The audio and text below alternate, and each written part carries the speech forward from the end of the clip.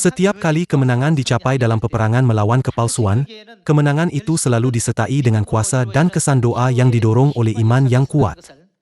Mari kita pastikan hal ini dalam buku 1 Raja-Raja bab 18. Bab 18 ayat 36.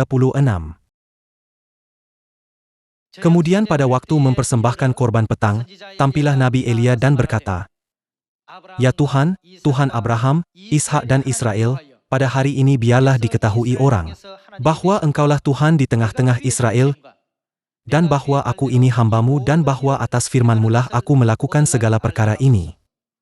Jawablah aku, ya Tuhan, jawablah aku, supaya bangsa ini mengetahui, bahwa Engkaulah Tuhan, ya Tuhan, dan Engkaulah yang membuat hati mereka tobat kembali." Selepas berdoa sungguh-sungguh. Ayat 38.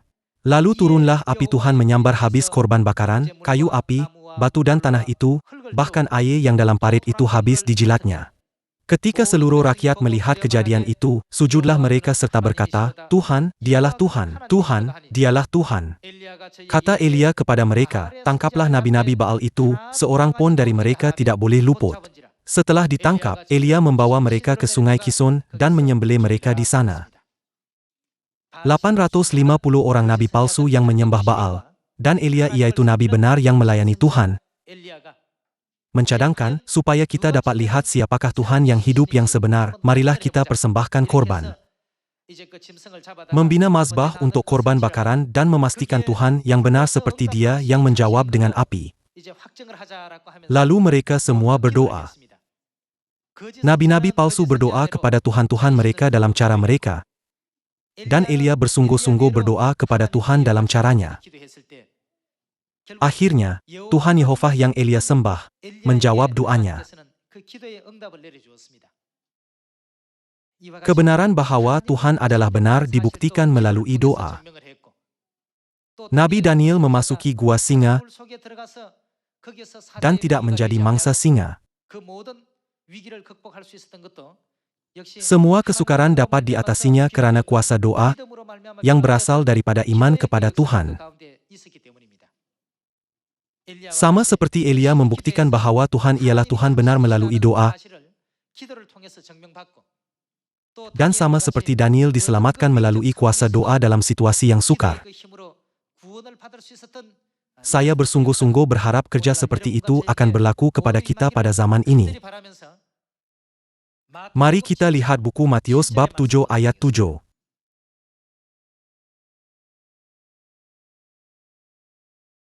Mintalah, maka akan diberikan kepadamu. Siapakah yang akan memberikannya kepada kita?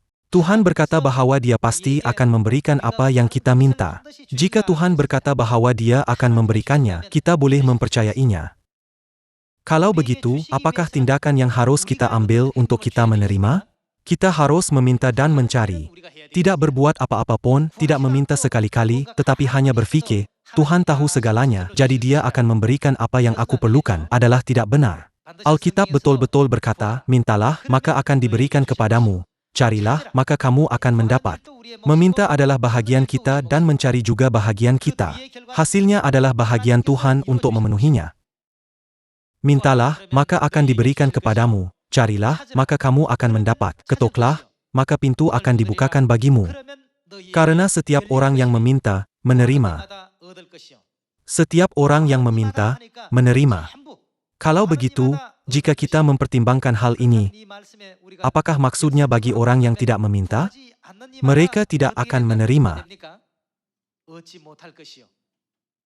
Dan setiap orang yang mencari, mendapat, dan setiap orang yang mengetuk, baginya pintu dibukakan. Adakah seorang daripadamu yang memberi batu kepada anaknya, jika ia meminta roti, atau memberi ular, jika ia meminta ikan? Jadi jika kamu yang jahat tahu memberi pemberian yang baik kepada anak-anakmu, apalagi Bapamu yang di sorga, Ia akan memberikan yang baik kepada mereka yang meminta kepadanya. Lebih-lebih lagi Bapamu yang di surga akan memberikan yang baik kepada mereka yang meminta daripadanya. Apabila kita berdoa sepenuh hati dengan iman menurut kehendak Tuhan, bukankah Dia akan menghargai keikhlasan doa kita? Dia menjawab semuanya. Anda harus percaya fakta ini.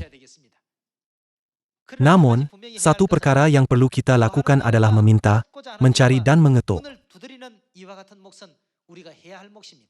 Apabila kita melakukan demikian, kerja seperti itu akan berlaku.